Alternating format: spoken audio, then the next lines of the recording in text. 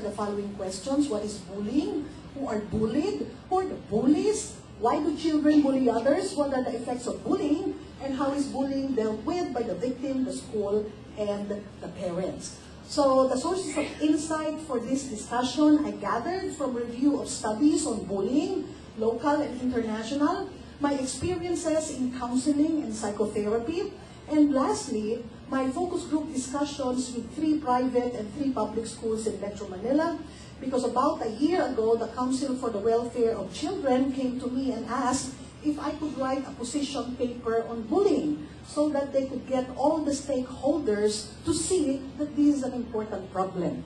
Because I know it is a problem as a psychotherapist. Families with bullied children and bullies come to me for help. I realize it's really a concern that we need to look into.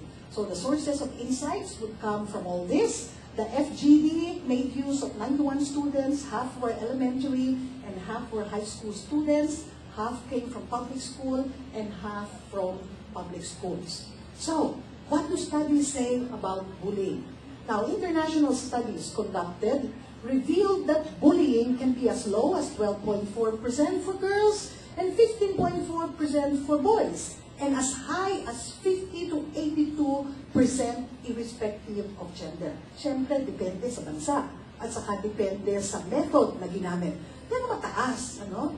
Now, no matter the variations in incidents, napakataas man o moderato lamang, the fact that bullying happens is enough to raise the alarm for child protection work, because studies have consistently pointed to the short, medium, and even long-term harmful effects of bullying behaviors, not only to the bullied, but to the bullies, as well as to the bystanders. So yung mga nanonood, akala natin, hindi sila apektado. At akala nila, hindi rin sila apektado. But studies show that they are. Okay? So let's understand first what we mean by bullying.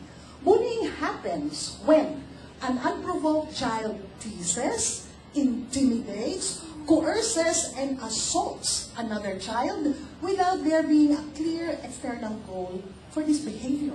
Kaya ang reaction ng mga bata, gulat. Bakit? Wala naman akong ginagawa. Hindi ko naman hindi ko naman sinasaktan. Okay? Now, Ken Rigby, who has done extensive investigations of bullying among Australian school children, offered a more delineated formulation of bullying. Sabi niya, bullying is an experience where you find a desire to hurt. Gusto manakit. Hurtful action. It was really carried out. A power imbalance. So sabi nila, there's no bullying if the two parties interacting are of equal power status. Okay? There is repetition, okay, usually, and there is unjust use of power. So if the one who's bullying is the school president, president of a student organization, then he is bullying if he is causing oppression on another child, okay, not equal to his position. And then there's evident enjoyment by the aggressor over what he's doing. Nasasayahan pag nananakit.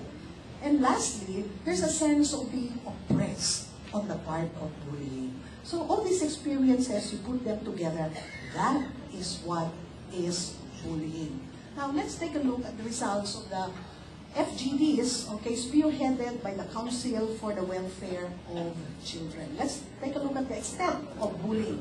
All the students who participate in the FGDs, about 91, have had a close encounter with bullying. So basically, katulad rin ng response nyo sa mga tanong ko. Mga bata ito, ano? Mga teenagers, pero pareho rin. So things haven't changed across time. In fact, students who participate in the FGD say bullying occurs frequently, that it is something that is karaniwan lang o nangyayari palagi sa kanilang eskwelahan. Okay? Bullying as reported by the students in the FGDs can be a one-on-one event. No? Bubulingan kami, binubuli niya ako. Or it could be done by a group in relation to an individual or to another group of people. And apparently, is one that is more common.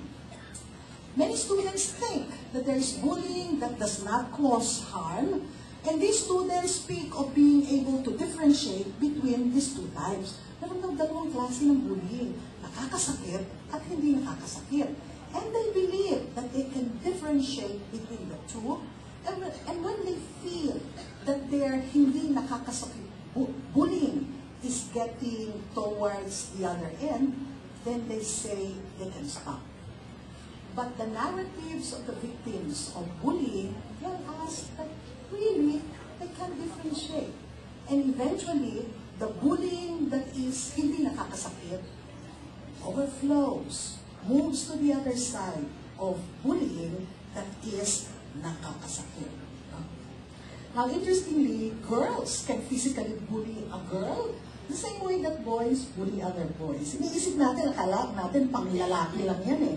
Ay, hindi, transgender yan. Bullying can also be a never-ending experience for some victims. Ito nakakalungkot para sa akin. These are usually the cases of bullying that come my way. Sabihin sa akin, Ma'am, grade 1 pa lang ako, pinubully na ako. Pagdating sa high school, pinubully pa rin ako. And then when they go to college, they feel bullying still existed for them. Kakalungkot, no? Now the question is, sino yung mga bully na yan? Meron bang karaniwang katangian ang mga bata, ang mga young people who bully? Okay, so studies have shown that the bullies in the school are usually the older, higher grade or higher year students. They belong to groups that are big, maraming membro, or popular, maaaring maliit ka, pero mga sikat kayo. Kasi magaganda kayo, maangas ang dating nyo, at saka marunong kayo. So one younger student shared how disappointed she were that it is the older students who are bullies in her school. Sabi niya, yun na dapat yung matatanda. Sila yung role model para sa aming mga bata. Now, bullies can be big, or they could be small. They could be bright, or they can be underachieving. One thing common among them is that they appear not to care about hurting the feelings of their victims.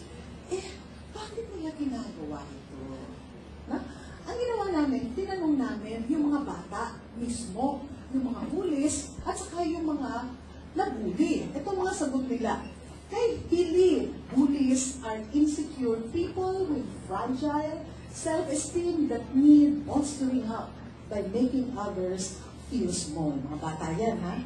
Mukhang marunong ba sila? Oo, mukha, ano? They are the ones who create troubles for others because they themselves come from troubled families. Siguro, ma'am, galing rin sila sa magulong pamilya. They hurt others perhaps because they are angry and abused children. Parang mga junior psychologists, yung mga bata, aliw na aliw ako sa kanila. Bullying, they say, can also be motivated by the wish to be regarded as cool or a way to enter into a peer group they consider to be popular.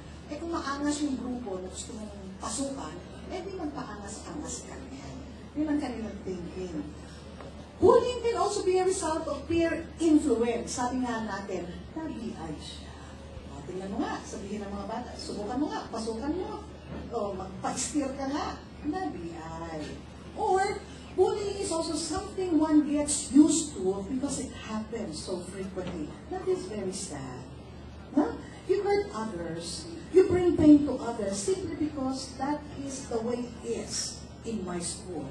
If others are doing it, then I'm doing it as well. And lastly, bullying may be triggered by how one carries oneself. Apparently, there's a look about a person that attracts bullying. A student told of how her sister usually gets into trouble among the bullies because she is maangas at dating.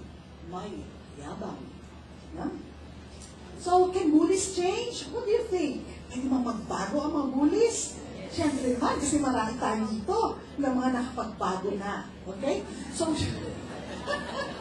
Oh, we are transformed individuals. We are now saying no to violence.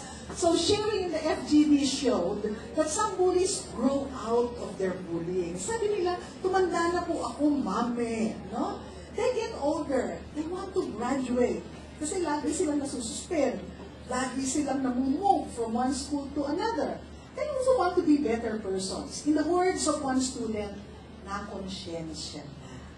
Nagbagong buhay na. Okay? Now, who are the bullied? No? So, may picture na tayo sa ating mind kung sino yung mga nananakit. Sino naman yung nakaabuso? Bullied children are seen to be weak and unable to fight back. Weakness can be in terms of having non-assertive traits, or it could be in terms of not belonging to any sizable or influential group who can protect them. Ito yung lengguwahe ng mga bata ngayon. They are the outcasts in the class or in school who are perceived not to meet the standard for social skills and physical or psychological characteristics. Yung mga epal. Na? Yung parang walang social skills. Na?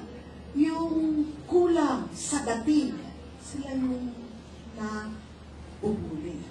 Also, students who overreact, who show exaggerated emotional responses, or who allow themselves to be bullied without fighting back, become perennial objects of bullying. Yeah? So what are the effects of bullying? Ay, napakarami. Ang effects ng bullying maaring halata o hindi halata. Maaring agad-agad nakikita mo. Pagkatapos na mabully, makita mo umiiyak na.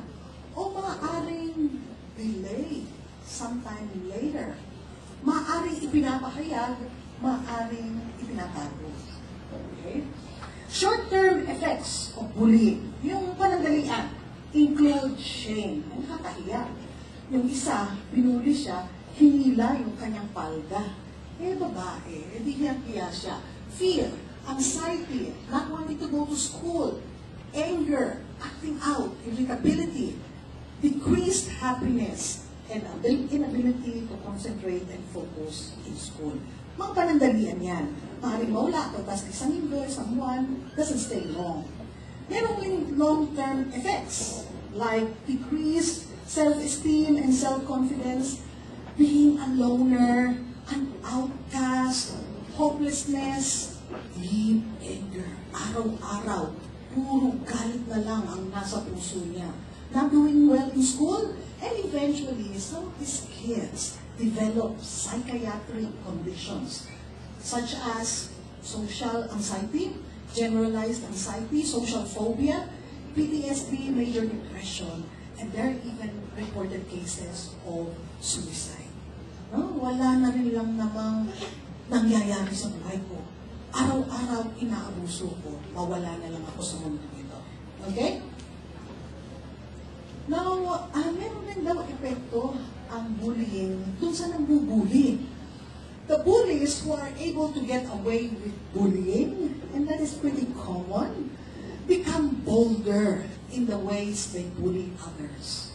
The ones who are reprimanded for bullying but are not expelled develop a reputation in school. So, tuturo sa iyo kung sino ang mga astig sa eskwelahan. Those who are intelligent and at the same time influential, wow, what a combination, became more powerful for showing that they can evade detection and school sanction. Though they are feared by many, ito naman ang nakakatuwang mangyari.